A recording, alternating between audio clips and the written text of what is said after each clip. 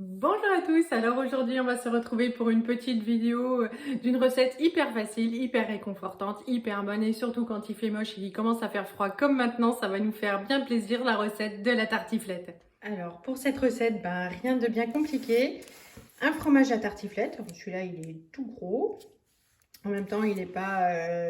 Voilà, c'est ce que j'ai trouvé chez moi.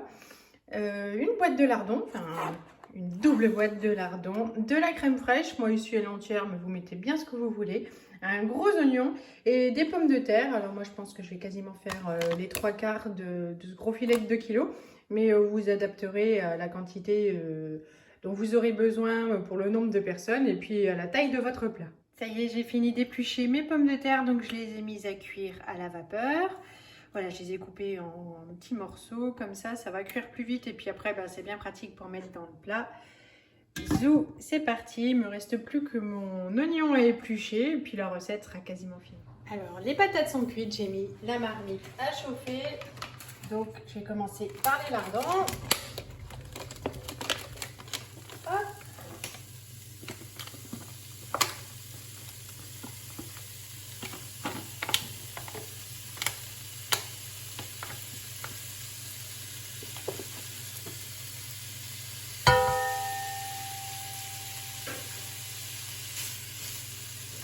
Je vais pouvoir rajouter mon oignon que j'ai coupé.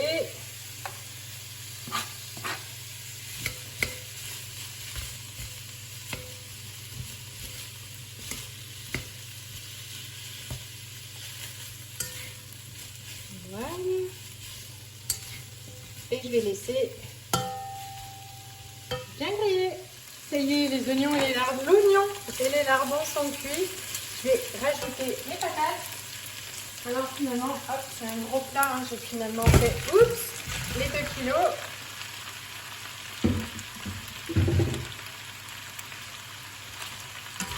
Si ça fait trop, il me restera une portion pour moi dans la semaine, c'est pas grave.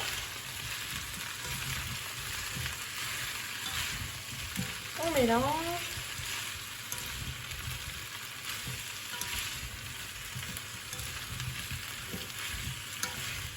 Ça sent super bon. Les oignons et les lardons, j'ai toujours l'impression que ça sent la tarte flambée. Hop. Je vais rajouter la crème fraîche. Alors j'ai lu sur la recette qui était donnée sur le fromage que eux ne mettaient pas de crème fraîche. Bon hop, ma recette à moi c'est avec de la crème fraîche. Et ceux qui suivent ma chaîne, vous savez à quel point j'en suis friande et voilà, ça rend mes plats plus doux. Un peu de douceur dans ce monde de brut. Hop.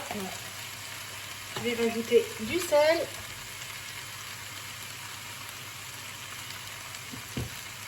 Du poivre. Je vais essayer de ne pas être lourdingue avec le poivre. Comme parfois je peux l'être toujours quand je mets du poivre et de l'ail. Hop.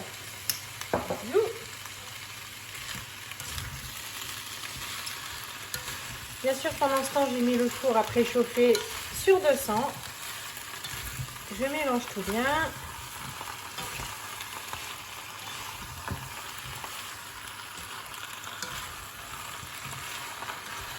Bon, c'est clair que si vous avez du cholestérol, c'est clairement le plat à éviter. Bon, c'est pas des plats qu'on fait souvent, hein, comme la raclette ou voilà, c'est réconfortant. Ce sont des bons plats d'hiver. Et c'est clair que c'est pas ça qu'on mange tous les jours. C'est le plat sympa du week-end. Allez, zou. Voilà. Pendant que ça chauffait, j'ai coupé mon reblochon en 4, donc une fois en 2 et après une fois dans l'épaisseur. Et j'ai également huilé mon plat. Zou, c'est parti, c'est fini. Il n'y a plus qu'à transvaser et là c'est coton parce que c'est assez chaud.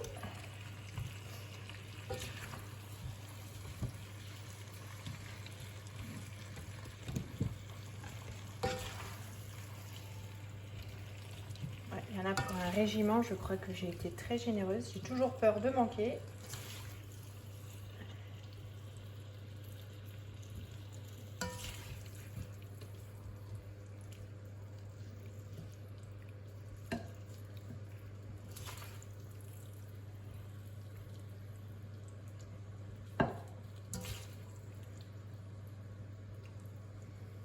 crois que là mon plat est bien plein. Oui. Hop, je vais me garder ça pour demain midi. C'est parfait. Zou. Et il me reste plus qu'à mettre le fromage, donc la croûte sur le dessus. Donc moi j'enlève pas la croûte, on aime bien ça, le grillé de la croûte. Après vous faites comme vous voulez, hein, vous pouvez l'enlever. Et nous c'est pas notre choix. Voilà, il me reste plus qu'à enfourner pour à peu près 25 minutes. Tout est cuit, hein, c'est juste le temps de faire fondre et gratiner le fromage.